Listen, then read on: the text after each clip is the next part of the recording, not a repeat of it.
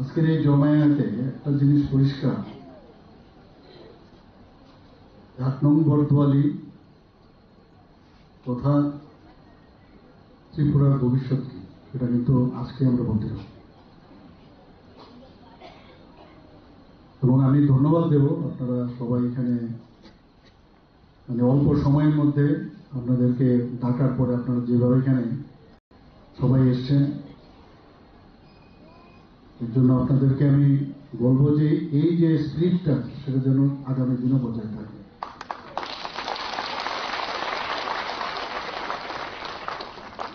আত্মনির্ভর ভারত অভিযান, আমার এই বিষয়ে কিন্তু আমার পূর্ববর্তী বক্তা সদর আরবান ডিস্ট্রিক্টের সভাপতি অলরেডি বলেছেন, এটা একটা ন্যাশনাল মিশন, মাননীয় প্রধানমন্ত্রীজির একটা ন্যাশনাল মিশন। এবং এটা শুরু হয়েছিল, যেটা বলা হয়েছে 2020 মে মাসে, যখন আমরা কোভিডে আক্রান্ত হয়েছিলাম। এখন আবার সেটাকে 25শে সেপ্টেম্বর থেকে 25শে ডিসেম্বর পর্যন্ত সেটা চলবে। এবং সেটা আমাদের স্মরণ করানোর জন্য এটা আমাদের পার্টির থেকেও সেই কাজটা করছে। আমি আশা করি যে এই যে প্রোগ্রাম এখানে আজকে নেওয়া হয়েছে তা প্রকৃত অর্থ আমার মনে হয় যে আমাদের বোঝা উচিত, এবং এখান থেকে যা যা আপনারা শুনেছেন সেগুলো নিয়ে আগামী দিনে আপনারা কাজ করেন। এটার মেইন যে উদ্দেশ্য সেটা হচ্ছে ভারতের যে বাণিজ্য, ভারতের যে ইকোনমিক্যাল কন্ডিশন এবং আমাদের যে প্রতিরক্ষা যে বিষয় এবং ইনফ্রাস্ট্রাকচার বা প্রযুক্তির দিক দিয়ে উন্নত করা, এবং তার উপলব্ধি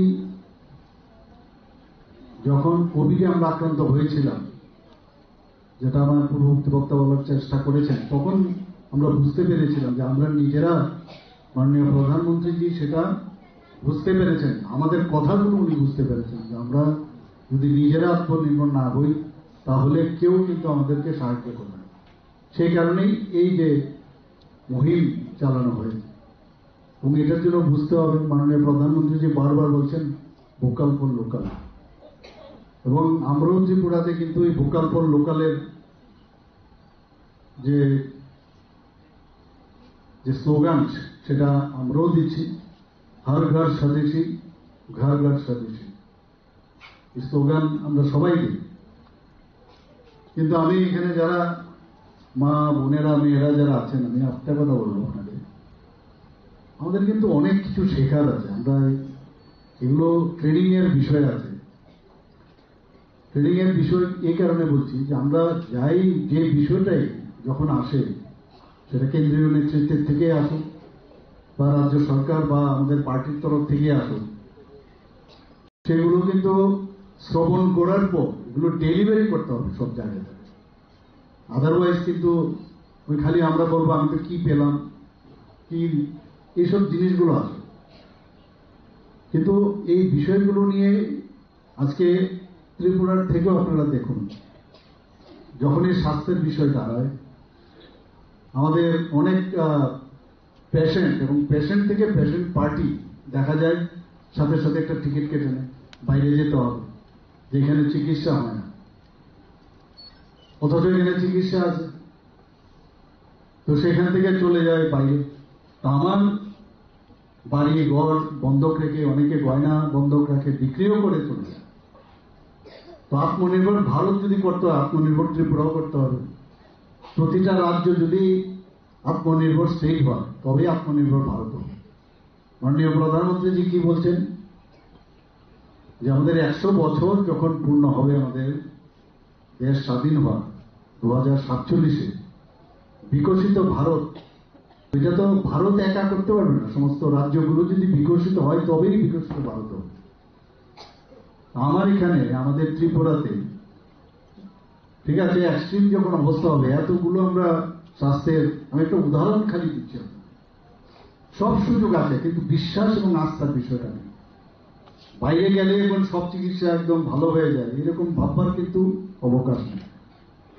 একটা মাইন্ডসেটের বিষয় আছে যে এখানে আমাদের সব ব্যবস্থা আছে। এখানে প্রধানমন্ত্রীর জন আরোগ্য যোজনার সুবিধা আছে, মুখ্যমন্ত্রীর জন আরোগ্য যোজনার সুবিধা আছে। তো সব দিক দিয়ে আমরা হেল্প করছি, পাশাপাশি স্বাস্থ্য ব্যবস্থাকেও আমরা কিন্তু উন্নত মানের করছি। আমি প্রায়শই দেখি বহু লোক চলে যায় প্রাইভেট ক্লিনিকে চলে যায়, অথচ হসপিটালে একটু কষ্ট করে বিভিন্ন হসপিটালে, আমাদের স্টেট হসপিটাল, ডিস্ট্রিক্ট হসপিটাল যাচ্ছে না যে তা না, তবে এত হাজার হাজার লোকের ট্রিটমেন্ট হচ্ছে কোথায়? কিন্তু এক দুটো কেস যখন হয় তখনই হইচই, সেইখানে মানুষ বাইরে চলে যায়। তো এই যে বিষয়টা আছে, আজকে কোন একটা ছেলে মেয়েদের ছুটির বিষয় দাঁড়ালো, আগেই টিকিট কেটে ফেলে, আমি বিদেশের কথা বলছি না, শ্রীনগর যাব, আমি ব্যাঙ্গালোর যাব, বা ওই সিকিম যাব, আমার তো পয়সাগুলো চলে যাচ্ছে বাইরে। আগে তো ঠিক আছে আপনি যাবেন, ত্রিপুরাকে তো আপনারা দেখেননি অনেক জায়গায়, আমরা তো পর্যটনের এখন এত ডেভেলপ করছি। যদি আগে তো প্রথমে নিজের যে মোমবাতির নিচটা অন্ধকার যাতে না হয় সেই ব্যবস্থাটা করুন, আগে যান সব জায়গায়। এখানকার অনেক জিনিস আপনারা জানেন না, যে আমাদের এখানে জনজাতির থেকে আরম্ভ করে মণিপুরি বিভিন্ন সম্প্রদায়ের যে কালচার, বিভিন্ন আমাদের যে রিলিজিয়াস যে পর্যটনগুলো আছে সেগুলোতে যাওয়া হচ্ছে না, ইকো ট্যুরিজম আছে, এরকম বিভিন্ন জায়গার মধ্যে আমাদের প্রাকৃতিক যে ট্যুরিজম, সেখানে যান আপনারা, সেখানেও আপনার সময়টা কাটে। ত্রিপুরার মধ্যেই তো পয়সাটা থাকে। যখন আত্মনির্ভর আপনার ফ্যামিলি হবে, আপনার আত্মনির্ভর যখন আপনার সেই সমাজ হবে বা আপনার রাজ্য হবে, তখন কিন্তু আপনার চিন্তা করেন যে না ঠিক আছে, এখন আমরা তো অলরেডি সেলফ রিলায়েন্ট, আমরা বাইরে যেতে পারি। এখন এখানে সেলফ রিলায়েন্ট না করে আরেকজনকে সেলফ রিলায়েন্ট করছেন আপনি। আর মহিলাদের যে ইম্পর্টেন্স, এর থেকে বড় ইম্পর্টেন্স আর কোথাও হতে পারে। মহিলারা সমাজের একটা কোহিসিভ ফ্যাক্টর বলে, মহিলারা যখন একটা সমাজের মধ্যে কাজ করে, ওই সমাজের মধ্যে একটা কিন্তু ঐক্যতা, সেটা অনেক বেশি স্ট্রং পায়। আজকে এখানে যেহেতু মহিলারা আছেন, আমি মহিলাদের বিষয়ে আজকে এখানে করবো। আমরা তো সরকারের তরফ থেকে আমরা অনেক কিছু আমরা করছি। মহিলাদের যাতে অধিকার সম্পর্কে নিজেদের সচেতন করতে হবে, কি কি ফেসিলিটিস আমাদের সরকার আমরা দিচ্ছি সেগুলো সম্পর্কে আপনার ধারণা থাকতে হবে। আমি দেখি অনেক সময় আমার এখানে অনেকে আসেন, যখন বলি আরে আপনার তো বলে কোথায় যাব, কি করে, আমি জানি না কোথায় যেতে হবে না যেতে হবে। এই যে কাজটা ভূতে ভূতে যদি এই কাজটাও আপনি করেন, আপনি মনে হবে যে না আমি সমাজের জন্য কিছু কাজ করতে পারি। অনেকেই জানে না কোথায় আধার কার্ড করতে হবে, অনেকেই বুঝতে পারে না। বুঝছেন, আমরা যখন এয়ারপোর্টে থেকে যখন আমরা ফ্লাইট উঠে, তখন কিন্তু ওই যে আপনার যিনি আমাদের এয়ার হোস্টেস আছে বলতে থাকেন, যখনই কোনো দুর্ঘটনা হয় তার আগে কিন্তু নিজে যে মাস্কটা আছে ভালো করে পরে নেবেন, নিজের যা যা আছে সেটা পরে আপনি অন্যদেরকে হেল্প করুন। তো নিজের শক্তিটা তো আগে আপনি নিজের শক্ত জায়গায় থাকলে অন্যকে আপনি হেল্প করতে পারেন। তো এইগুলো আমাদের মধ্যে কিন্তু এখনো হচ্ছে না। আমাদের মহিলাদের এবার বিহারে আপনারা দেখুন যে মহিলাদের ভোটে ভারতীয় জনতা পার্টি এইরকম একটা, মানে আমি বলবো যেটা আমরা নিজেরাও ভাবি, আমাদের পার্টিও ভাবি, সেই জায়গায় আজকে মহিলাদের কারণে এত বড় জিত আমরা সেখানে পেয়েছি। 50% মানে আমাদের লোক সংখ্যার 50% মহিলা। এতদিন ধরে তো নজর আন্দাজ, আমরা এখনো ঘরের ভিতরে মহিলাদেরকে আমরা একটু মনে করি আর কিছুই জানি না, কিন্তু যখনই বিপদে পড়ে পুরুষ, তখন কিন্তু মহিলাদের সাথে কথা বলে। একমাত্র একটাই আস্থা, এবং দেখা যায় যাকে এতদিন ধরে আমি ডিপ্রাইভ, যাকে আমি বলেছি যে অনারে দেইনি, তার থেকে সত্যিকারের একটা ভালো উপদেশ পাওয়া যায়। তো ওই জায়গাটাকে আমাদের এর জন্য বলো যে পরিবারের চালিকা শক্তি, মহিলাদের পরিবারের চালিকা শক্তি বলা হয়, উইমেন এম্পাওয়ারমেন্ট। মোদীজি আসার পর এগুলো কিন্তু আগে আমরা শুনিনি, ব্যবহার করা হতো কাজে, আর কিছু না। এবং এই বিষয়গুলোর জন্য আমাদের অনেক বেশি সচেতনতা সৃষ্টি করা, এই অ্যাওয়ারনেস যে আমার অধিকার সম্পর্কে। এবং আজকে তো সমাজ চালনার ক্ষেত্রে হোক, দেশ চালনার ক্ষেত্রে হোক, সে এরোপ্লেনই হোক, ট্রেনের ড্রাইভারই হোক, সব জায়গায় আমরা দেখছি যে মহিলারা কিন্তু সেই জায়গায় এখন মানে পারদর্শিতার সাথে ওনারা কাজ করছেন। ত্রিপুরার বহু আমরা দেখি অনেক সময় আমাদের অনেক মেয়েরা এত সুন্দরভাবে অনেক জায়গায় নিজেরা ডাক্তারি হোক, ইঞ্জিনিয়ারই হোক, মহাকাশ জানেও আজকে মহিলারা যাচ্ছে। তো নিজের সম্পর্কে আমরা নিজেরাই বুঝতে পারি না, সবসময় নিজেদেরকে একটা ইনফেরিয়ার একটা মেন্টালিটি নিয়ে আমরা থাকি, আমি মহিলা। আর সমাজ ব্যবস্থা এরকম একটা হয়েছে, সবসময় আমাদের মধ্যে এই ধারণাটা থাকাতে এক দুজন বেরিয়ে গেল না, ইন জেনারেল যতক্ষণ ধরে বেশি পরিমাণে মহিলারা না আসবে, এই যে অভিযান আজকে আমরা বলছি যে আত্মনির্ভর ত্রিপুরা বা আত্মনির্ভর ভারত এবং মহিলা সম্মেলনের, এটা খুব ইম্পর্টেন্ট, গুরুত্ব। আজকে যে কোনো জায়গায় আমি অনেক জায়গায় যখন প্রোগ্রামে যাই, যখন বিভিন্ন মেডিকেল কলেজে হোক, স্কুল কলেজে যখন প্রাইজ ডিস্ট্রিবিউশন হয়, যদি সেখানে 200 জনকে প্রাইজ দেওয়া হয়, সেখানে দেখা যায় প্রায় মানে অ্যাবাউট 70% মেয়েরা সেখানে, মানে ভাবা যায় না। তো 70% মহিলারা মেয়েদের এখন এত ভালো ওরা রেজাল্ট করছে। হঠাৎ করে যা দেখলাম মনে হয় ফিট হয়ে যায়, আমরা যদি বলি না মানে সিনকোপ বলে, আশা করি ভালোই হসপিটালে নিয়ে যাচ্ছে। এই ধরনের ঘটনা প্রায়ই আমি দেখি অনেক জায়গায়। ওই সময় কি করে অনেকে অনেক কথা বলতে থাকে, এখানেও কিন্তু অ্যাওয়ারনেসের বিষয়, যেগুলো শুয়ে দেওয়া, পাটা উপরে, মনে হয় সব জায়গায় এগুলো কিন্তু আমাদের অ্যাওয়ারনেস, মানে অজ্ঞতার কারণে কত কিছু সমস্যা হয়। যাই হোক, হসপিটালে নিয়ে যাচ্ছে, আশা করি ভালো হয়ে যাবে। এখানে ডাক্তারবাবুরা নিশ্চয়ই, আমি বলবো যে আইজিএম হসপিটালের জন্য খবরটা দেওয়া হয় যাতে ওকে তাড়াতাড়ি দেখেন। তো আজকে আমরা সবাই জানি যে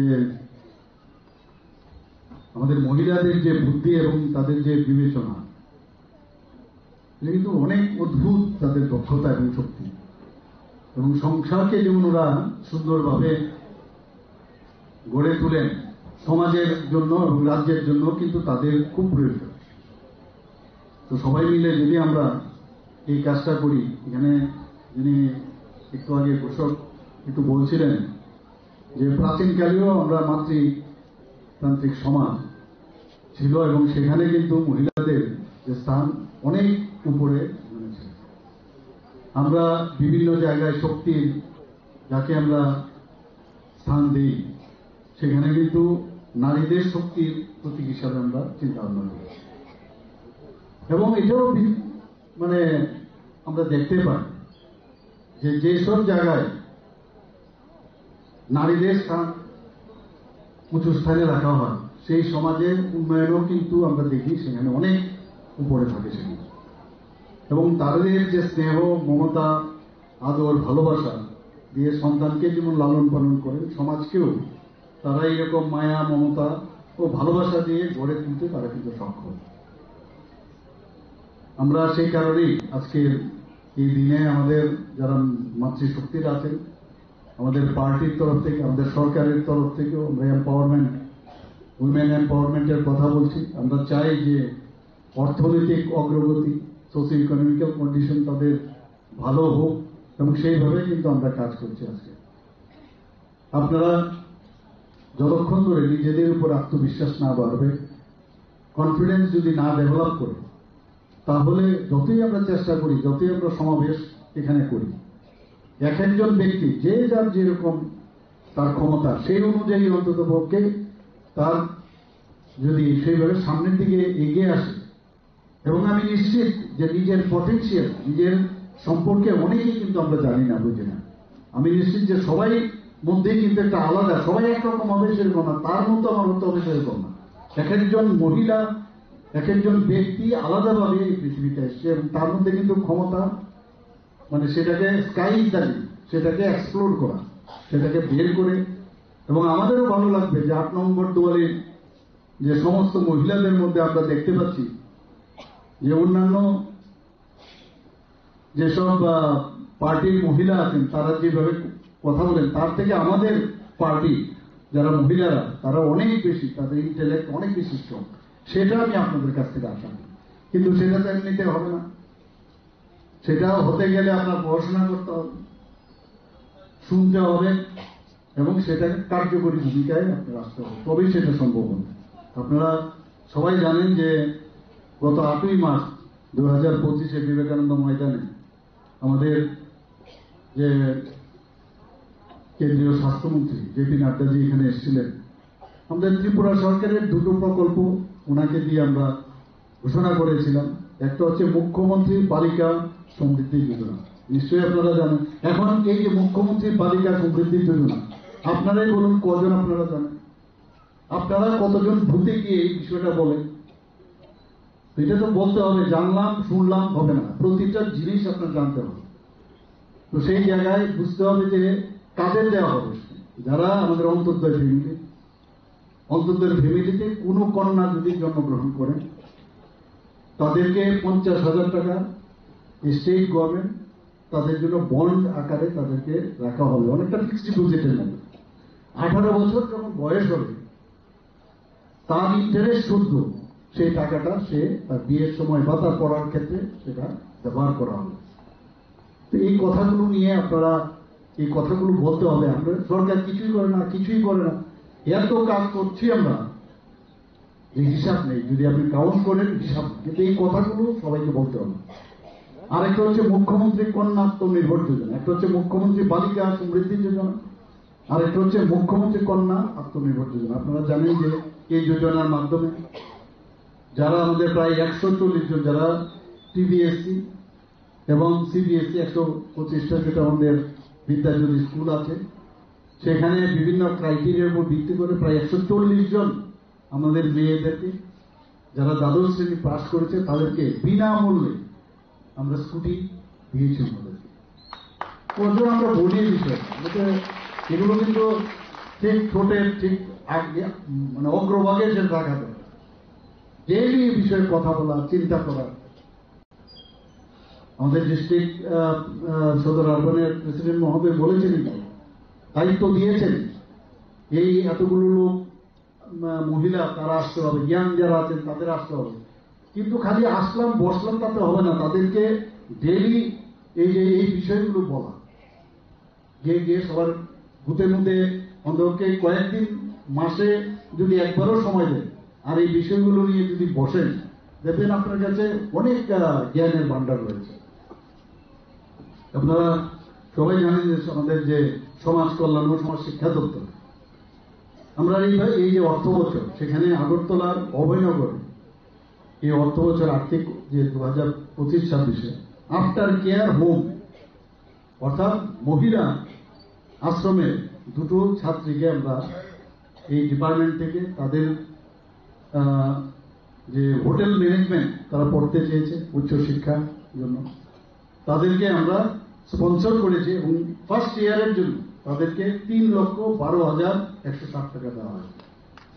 তো আপনার এই বিষয়টা যে আছে অন্য আপনার ভূতের ভিতরে অনেক লোক আছে, কিন্তু তাকে বলতে হবে যে আরে এরকম একটা সুবিধে আছে, আপনারা তোমরা যাও, আমাদের যে ডিপার্টমেন্ট আছে সেই সমাজ কল্যাণ দপ্তরে গিয়ে কথা বলুন। আমি দেখি অনেকের জ্ঞান নেই। এই বিষয়গুলো আপনাদের আমি আজকে বললাম। এবং ড্রাইভিং করছেন না, তো ড্রাইভিং লাইসেন্সের এমনিতে করলে হবে না, তাদেরকে ট্রেনিং দেওয়ার দরকার। সেই চিড়িয়ানিয়াতে সেখানে ট্রেনিং দেওয়া হচ্ছে এবং সেই ট্রেনিং এর সম্পূর্ণ খরচ যা যা আছে গভর্নমেন্ট ফ্রি সেগুলো দিচ্ছেন। আজকে আত্মনির্ভর ভারতের কথা আমরা বলছি, আমাদের এই সমাজ কল্যাণ ও সমাজ শিক্ষা দপ্তরের উদ্যোগে আমরা খাদ্য সামগ্রী, আপনারা সবাই জানেন এসএসজি যারা বিভিন্ন খাদ্য সামগ্রী বানান, একটা ভালো একটা সংস্থাকে তাদেরকে আমরা স্পন্সর করেছি, তাদেরকে বলেছি তাদেরকে ট্রেনিং দাও এবং তাদেরকে প্রায় 1,50,000 টাকার উপরে দেওয়া হয়েছে। কিভাবে আমরা তো বানাই, ঠিক আছে, আমরা ভালোই বানাই, সবই আমাদের মেয়েরা মহিলারা সবাই বানায়, কিন্তু তারপরেও আরো কিছু ভ্যালু এডে আরো বেটার ওয়েতে যদি করা যায় তো এর জন্য ওই সংস্থাকে ভাবতে হয়। আজকে 50 জনকে দেওয়া হয়েছে, আগামী দিন আরো 100। আপনার খবর নিতে হবে আপনার খবর নিয়ে ওই বুথের মধ্যে আপনি বলুন যে আরে তুমি তো এরকম ট্রেনিং নিলে আরো বেটার তোমার জিনিসটা যদি বানাও তাহলে এটা মানে মানুষের গ্রহণযোগ্যতা বাড়বে এবং আরো বেশি করে তোমার এটা আকর্ষণ হবে এবং আর্থিক দিক দিয়ে তুমি অনেক মানে অনেক বেশি সমৃদ্ধ হবে। তো এই বিষয়গুলো নিশ্চয়ই আপনারা বলবেন।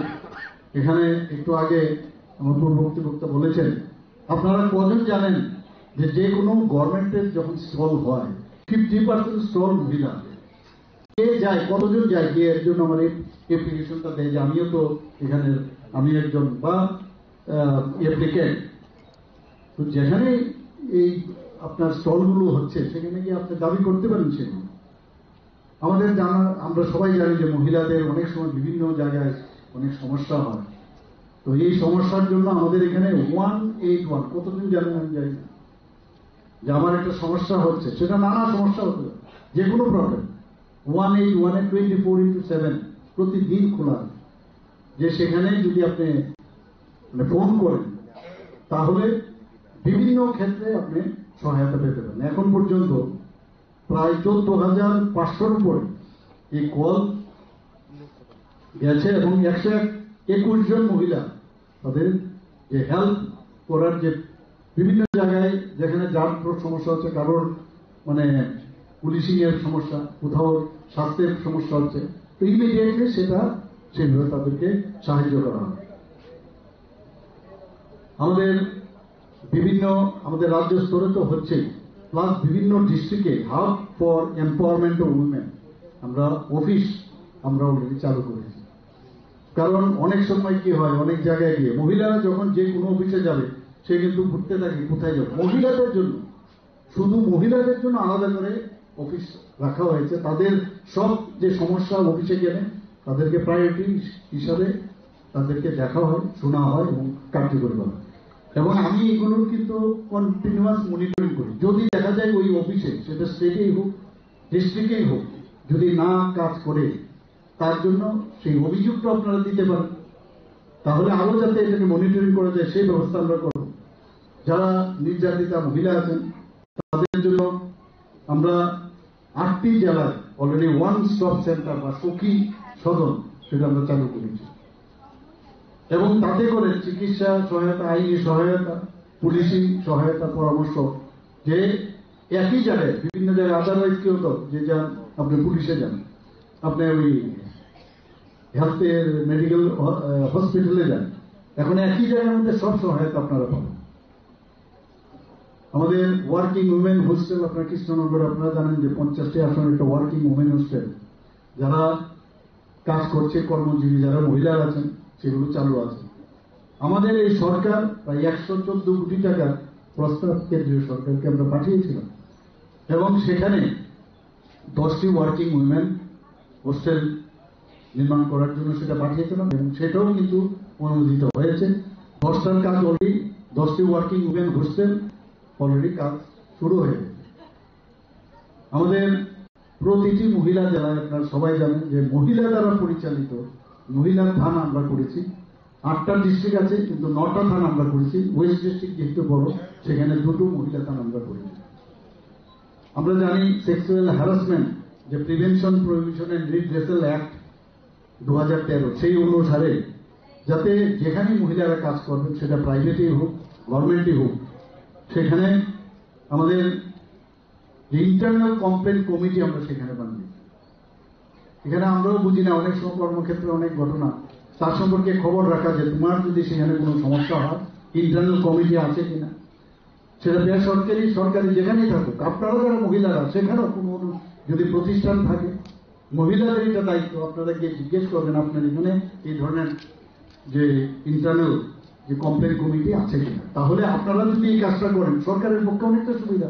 কতজন করেন আপনারা, কতজন গেছেন, ধরুন বড় একটা মার্কেট বা যারা এখানে আছে মহিলারাও আছে, তো আপনি জিজ্ঞেস করতে পারেন, ঝগড়া করার বিষয় না, যে এখানে আছে কিনা এই খবরটা আমাদের কাছে নিয়ে আসুন। আমরা তাহলে সেই জিজ্ঞেস করতে পারি কেন আপনারা রাখেননি। বিভিন্ন সরকারি অফিসে হোক, স্কুলে হোক, কলেজে হোক করে, এবং সেটা অ্যাক্টিভ কিনা সেটাও আপনাদের দায়িত্ব, সামাজিক দায়িত্ব, এটা করতেই পারেন। সেটা আজকে যারা শিশুরা আছেন তাদের জন্য ডোনার মিনিস্ট্রি থেকে আমরা টাকা পেয়েছি। সেখানে অলরেডি কাজ শুরু হয়ে গেছে। মাদার অ্যান্ড চাইল্ডের এমসিএইচ সেই জিবি হাসপাতালে সেটা কাজ শুরু হয়ে গেছে। প্রায় 100 বেডের সুবিধা সেটা থাকবে। আমরা দুস্থ যারা বয়স্ক মহিলারা আছেন তাদের জন্য 3টি বৃদ্ধাশ্রম নির্মাণের প্রস্তাব অলরেডি আমাদের বাজেটে ছিল এবং সেইভাবে আমরা কাজ করছি। মানসিক আমরা সবাই জানি যে মানসিক স্বাস্থ্যের যে সমস্যা আমাদের অনেক জায়গায় আমাদের মেয়েরা বা মহিলারা তারা কিন্তু এতে এফেক্টেড। তার জন্য 50 শয্যা বিশিষ্ট একটি প্রস্তাব আমাদের বাজেটে আমরা রেখেছি। লোডশেডিং করে অনেক সময় দেখা যায় এখানে আমাদের আরো বড় আকারের আমরা করার চিন্তা আমরা করছি এবং অলরেডি সেটাও মাথায় রয়েছে। সেখানে অনেক সময় কি হয়, যখন ওরা ট্রিটমেন্ট পাওয়ার পরে মানসিক যারা সমস্যা আছে তাদের ফ্যামিলিতে নিতে চায় না, তারা ঘরেও যেতেও চায় না। তার জন্য আমরা এখানে 25 জন করে মহিলা এবং পুরুষদের একটা হাফওয়ে হোম আমরা সেখানে চালু করেছি। আমরা বৃদ্ধাবাস যেটা আছে সেখানে সমাজ কল্যাণ ও সমাজ শিক্ষা দপ্তরের উদ্যোগে সেখানে আমরা নিজেদের অর্থে আমরা সেখানে বৃদ্ধাবাস যে আছে সেটা আমরা পরিচালনা করছি। এই বৃদ্ধাবাসে এখন প্রায় অনেক মহিলারা সেখানে আছেন এবং আরেকটা নতুন পার্ক সেখানে তৈরি করার জন্য আমাদের রাজ্য সরকার অলরেডি সেটা কাজ করছে। প্রধানমন্ত্রী মাতৃবন্দনা যোজনা এখন পর্যন্ত আপনারা সবাই জানেন, যারা প্রেগনেন্ট আছেন, প্রেগনেন্ট লেডি যারা আছেন তাদের যাতে খাওয়া দাওয়ার পুষ্টির বিষয়টা যাতে ঠিক হয় তার জন্য প্রথম সন্তানের ক্ষেত্রে কিছু আমাদের শর্ত আছে। সেই শর্ত সাপেক্ষে তাদেরকে প্রথম কিস্তিতে মোট 5,000 টাকা করে দেওয়া হয়। আর দ্বিতীয় সন্তান যদি কন্যা হয় তাকে 6,000 টাকা করে দেওয়া হয়। মুখ্যমন্ত্রী মাতৃপুষ্টি উপহার সেখানেও আমরা ডাইরেক্টলি ডিবিটির মাধ্যমে আমরা 500 টাকা করে আমরা 2,000 টাকা টোটাল আমরা দিই। আমরা যারা রাজ্যের অঙ্গনওয়াড়ি কর্মী আছেন এবং তারা যারা সহায়িকা তাদের মাসিক যে সাম্মানিক সেটাও কিন্তু আমরা বাড়িয়েছি এবং সেটা 8,000 টাকা করেছে এখন। আর যারা সহায়িকা আছেন, অ্যাসিস্ট্যান্ট যারা